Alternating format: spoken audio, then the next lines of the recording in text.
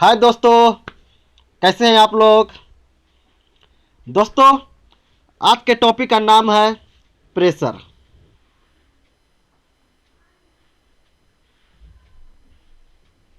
अर्थात दाब।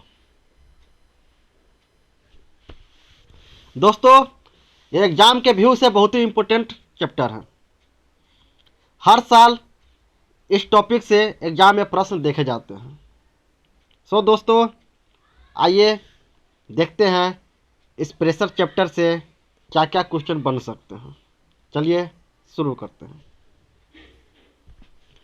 पहला क्वेश्चन है, वायुमंडलीय दाब को मापा जाता है। बहुत ही इजी क्वेश्चन है, आप लोग आसानी से बना देंगे।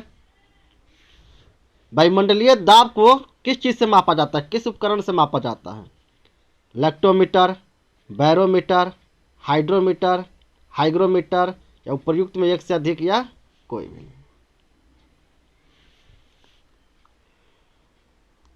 आइए दोस्तों उत्तर की चर्चा करते हैं। दोस्तों, वायुमंडलीय दाब को बैरोमीटर से मापते हैं। Answer B, barometer. लैक्टोमीटर, ये इसे दूध की शुद्धता मापते हैं। दूध की शुद्धता किसे मापते हैं? लैक्टोमीटर। हाइड्रोमीटर, इससे घनत्व मापा जाता है। और चौथा है हाइग्रोमीटर, इससे आर्द्रता मापते हैं। आर्द्रता। दोस्तों कंफ्यूज मत करना, हाइड्रो से घनत्व, हाइग्रो से आर्द्रता, दोनों है। हाइग्रो से आर्द्रता और हाइड्रोमीटर से घनत्व। लैक्टोमीटर से दूध की शुद्धता और बैरोमीटर से वायुमंडलीय दाब। ठीक है दोस्तों, आइए एक्सप्लेनेशन देखते हैं क्या लिखा हुआ है एक्सप्लेनेशन में। दोस्तों, किसी सतह के एकांक क्षेत्रफल पर लगने वाले बल को दाब कहा जाता है। कोई सतह है, ठीक है, उस सतह का मान लीजिए इतना सतह, इतना क्षेत्रफल है। इस क्षेत्रफल पर, इस एकांक क्षेत्रफल पर जो लगने वाला जो बल है, जहां पर जो बल लगेगा, इसी को बोलते हैं प्रेशर, दाब। ठीक है दोस्तों, इसका मतलब क्या हुआ कि दाब इक्वल टू बल बटा क्षेत्रफल। ठीक है दोस्तों, दाब इक्वल टू बल बटा क्षेत्रफल, यानी एकांक क्षेत्रफल पर लगने वाला बल को दाब कहते हैं। और इसी से इसका ऐसा यूनिट निकल जाएगी। बल का ऐसा यूनिट क्या होता है? न्यूटन। और क्षेत्रफल का मीटर स्क्वायर। तो दाब का ऐसा यूनिट क्या हो गया? न्यूटन प्रति मीटर स्क्वायर। ठीक है दोस्तों, इस न्यूटन प्रति मीटर स्क्वायर का ही दोस्तों पास्कल भी बोलते हैं। तो आपने क्या सीखा कि दाब का ऐसा यूनिट न्यूटन प्रति मीटर स्क्वायर या पास्कल। ठीक है दोस्तों। दोस्तों, दाब एक अदिश राशि होती है। कैसी राशि होती है? अदिश। दाब को बैरोमीटर से मापते, अभी आपने पढ़ा। इस बैरोमीटर की सहायता से ही मौसम संबंधी पूर्वानुमान भी लगाया जाता है। ठीक है दोस्तों, अभी आपने दाब पढ़ा। एक होती है वायुमंडलीय दाब, जो वायुमंडलीय दाब को किस चीज से मापते हैं? बैरोमीटर से। उस वायुमंडलीय दाब का भी एक ऐसा ही मात्रक होता है। हाँ दोस्तों, यदि पूछ दे कि वायुमंडलीय दाब का ऐसा ही मात्रक क्या है, तो हो जाएगा बार। दाब का ऐसा ही मात्रक न्यूटन प्रति मीटर स्क्वायर या पास्कल। वायुमंडलीय दाब का ऐसा ही मात्रक बार। और एक बार बराबर होता है 10 के पावर 5 न्यूटन प्रति मीटर स्क्वायर। एक बार बराबर 10 के पावर 5 न्यूटन प्रति मीटर स्क्वायर। ठीक है दोस्तों, तो आपने क्या क्या देखा? दाब की परिभाषा देखा। एकांक क्षेत्रफल पर लगने वाले बल को दाब कहते हैं। अर्थात दाब बराबर बल बटा क्षेत्रफल। इसी से इसका ऐसा यूनिट निकल गया न्यूटन प्रति मीटर स्क्वायर या पास्कल। वायुमंडलीय दाब का ऐसा मात्रक बार। और एक बार बराबर 10 के पावर 5 न्यूटन प्रति मीटर स्क्वायर। ठीक है दोस्तों, दाब एक अदिश राशि है। वायुमंडलीय दाब को बैरोमीटर से मापते हैं। ठीक है दोस्तों, चलिए नेक्स्ट क्वेश्चन। दोस्तों, अगला क्वेश्चन है कि पहाड़ों पर खाना बनाने में कठिनाई क्यों होती है? वहाँ दाब कम होता है, दाब ज़्यादा होता है, कभी दाब कम होता है या कभी ज़्यादा होता है, या दाब में कोई परिवर्तन ही नहीं होता। प्रयुक्त में एक से अधिक या कोई भी नहीं। पहाड़ों पर खाना बनाने में कठिनाई क्यों होती है? क्योंकि वहाँ दाब कम होता है या ज़्यादा होता है, या दाब कम होता है कभी ज़्यादा होता है, या दाब में कोई परिवर्तन नहीं होता, या प्रयुक्त में एक से अधिक या कोई भी नहीं। आइए दोस्तों उत्तर की चर्चा करते हैं। दोस्तों, पहाड़ों पर खाना बनाने में कठिनाई इसलिए होती है क्योंकि दाब वहाँ कम होता है। जी हाँ दोस्तों, दाब कम होने के कारण वहाँ पे क्या होता है, पहाड़ों पर खाना बनाने में कठिनाई होती है। या बयान में बैठे कोई यात्री यदि उसके जेब में बॉल पेन रखा हुआ है, ठीक है दोस्तों, तो यदि वह बयान में है तो क्या होगा, वहाँ दाब कम होती है, ऊपर की तरफ जाती है, तो क्या हो जाता है, ऊंचाई बढ़ने पर दाब कम हो जाता है, जिसके कारण उसके पेन से स्याही रिस जाती है। दोनों बातें होती हैं, पहाड़ों पर खाना बनाने में भी कठिनाई और बयान में बैठे यात्री के पेन से स्याही रिस जाती है। ठीक है दोस्तों, आइए उत्तर की एक्सप्लेनेशन देखते हैं। पृथ्वी की सतह से ऊपर जाने पर वायुमंडलीय दाब कम हो जाता है, जिसके कारण पहाड़ों पर खाना बनाने में कठिनाई होती है। या वायुयान में बैठे यात्री के फाउंटेन पेन से क्या होता है, स्याही रिस जाती है। ठीक है दोस्तों, नेक्स्ट क्वेश्चन। अगला क्वेश्चन है, बैरोमीटर का पठ्यांक जब एकाएक नीचे गिरता है तब क्या होता है? बारिश की संभावना होती है, दिन साफ रहने की संभावना होती है, आंधी आने की संभावना होती है, मौसम में कोई परिवर्तन नहीं होता, या प्रयुक्त में एक से अधिक या कोई भी नहीं। क्या होगा आंसर? जब बैरोमीटर होता है, बैरोमीटर क्या होता है, वायुमंडलीय दाब मापने का उपकरण है। बैरोमीटर वायुमंडलीय दाब मापने का उपकरण है। इस उपकरण का पाठ्यांक जब एकाएक नीचे गिर जाए तो क्या होगा? तो दोस्तों, जब बैरोमीटर का पाठ्यांक एकाएक नीचे गिरता है तो आंधी आने की संभावना होती है। Answer C. हाँ दोस्तों, जब एकाएक नीचे गिरे, पाठ्यांक एकाएक नीचे गिरने लगे तो आंधी आएगी। जब पाठ्यांक धीरे धीरे गिरे तो बारिश आएगी।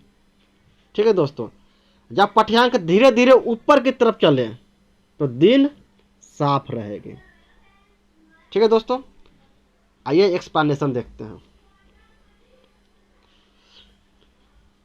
एक्सप्लेनेशन लिखा हुआ है दोस्तों, बैरोमीटर का पाठ्यांक जब एकाएक नीचे गिरता है तो आंधी आने की संभावना होती है। ठीक है दोस्तों, बैरोमीटर का पाठ्यांक जब धीरे धीरे नीचे गिरता है तो बारिश होने की संभावना होती है, और बैरोमीटर का पाठ्यांक जब धीरे धीरे ऊपर चढ़ता है तो दिन साफ रहने की संभावना होती है। अचानक गिर जाए तो आंधी, धीरे धीरे गिरे तो बारिश, और धीरे धीरे ऊपर की तरफ जाए तो दिन साफ। ठीक है दोस्तों, समझ गए? आइए नेक्स्ट क्वेश्चन पे चलते हैं।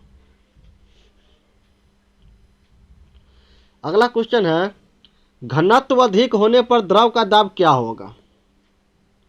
घनत्व अधिक होने पर द्रव का दाब क्या होगा? अधिक हो जाता है, कम हो जाता है, कोई परिवर्तन नहीं होता, पहले अधिक फिर कम हो जाता है, या उपयुक्त में एक से अधिक या कोई भी नहीं।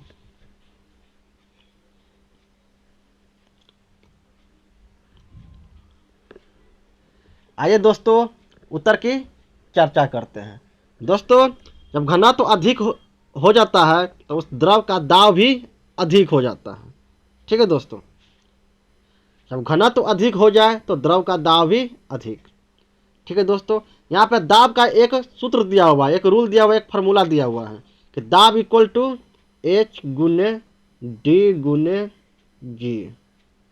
यहाँ पे एच क्या है, द्रव की गहराई है। ठीक है दोस्तों, गहराई। डी क्या है, डेंसिटी, घनत्व है। जी क्या है, गुरुत्वीय त्वरण। एच गुने डी गुने जी, इसका मतलब हुआ कि दाब द्रव गहराई पे, घनत्व पे और गुरुत्वीय त्वरण पर निर्भर करती है। ठीक है दोस्तों, अर्थात ऊंचाई और घनत्व और गुरुत्वीय त्वरण का अनुक्रमानुपाती होती है। ठीक है दोस्तों, आपसे पूछा जाए कि दाब किस पे निर्भर करती है तो क्या होगा, द्रव की गहराई पे, द्रव के घनत्व पे, द्रव के गुरुत्वीय त्वरण पे। ठीक है दोस्तों, यही लिखा हुआ है कि द्रव का दाब घनत्व, गहराई और गुरुत्वीय त्वरण पर निर्भर करता है, और द्रव का दाब उस पात्र के आकार, आकृति पर निर्भर कभी नहीं करता। जिस पात्र में द्रव रखा गया है उस पात्र के आकार और आकृति पे दाब कभी निर्भर नहीं करता। दाब सिर्फ और सिर्फ घनत्व पे, गहराई पे और गुरुत्वीय त्वरण पर निर्भर करता है। ठीक है दोस्तों, एच, डी और जी, गहराई, डेंसिटी और गुरुत्वीय त्वरण। ठीक है दोस्तों, नेक्स्ट क्वेश्चन। अगला क्वेश्चन है, हाइड्रोलिक लिफ्ट किस नियम पर आधारित है? हाइड्रोलिक लिफ्ट किस नियम पर आधारित है? पास्कल के नियम, न्यूटन के प्रथम नियम, न्यूटन के द्वितीय नियम, न्यूटन के तृतीय नियम, या उपर्युक्त में एक से अधिक या कोई भी नहीं। आइए दोस्तों उत्तर की चर्चा करते हैं। दोस्तों, हाइड्रोलिक लिफ्ट या पास्कल के नियम पर आधारित होती है, आंसर ए। ठीक है दोस्तों, इसके अलावा पास्कल के नियम पे कुछ और उपकरण है जो निर्भर करती हैं। उस जो पास्कल के नियम पर आधारित कुछ और उपकरण है उसे भी देख लेते हैं। जैसे एक हाइड्रोलिक लिफ्ट तो है ही है, hydraulic press, hydraulic brake. Hydraulic brake हो गया, हाइड्रोलिक प्रेस हो गया और हाइड्रोलिक लिफ्ट। ठीक है दोस्तों, ये सब पास्कल के प्रथम नियम पे काम करते हैं, पास्कल के नियम पर काम करते हैं। ठीक है दोस्तों, चलिए अगला क्वेश्चन। अगला क्वेश्चन है कि दाब बढ़ाने पर द्रव का क्वथनांक क्या होगा? ये दाब को बढ़ा दिया जाए तो क्वथनांक क्या होगा?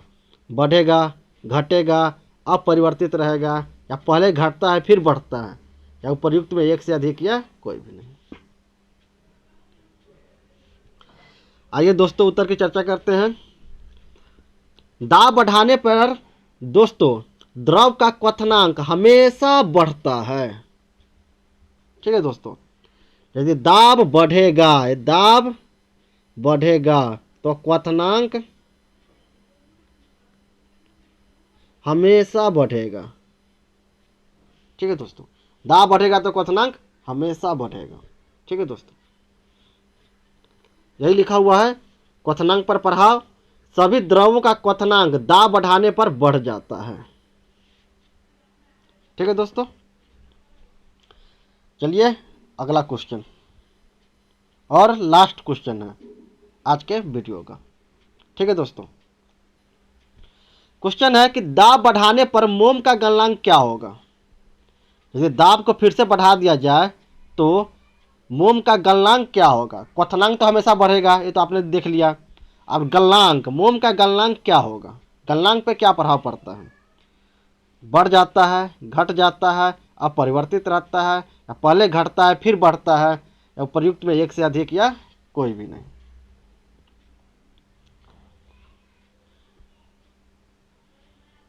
आइए दोस्तों उत्तर की चर्चा करते हैं। दोस्तों, जब किसी वस्तु को गर्म किया जाता है, क्या करते हैं? गर्म। जब किसी वस्तु को गर्म किया जाता है तो यदि उसके आयतन में वृद्धि हो तो दाब बढ़ाने पर गलनांक भी बढ़ जाएगा।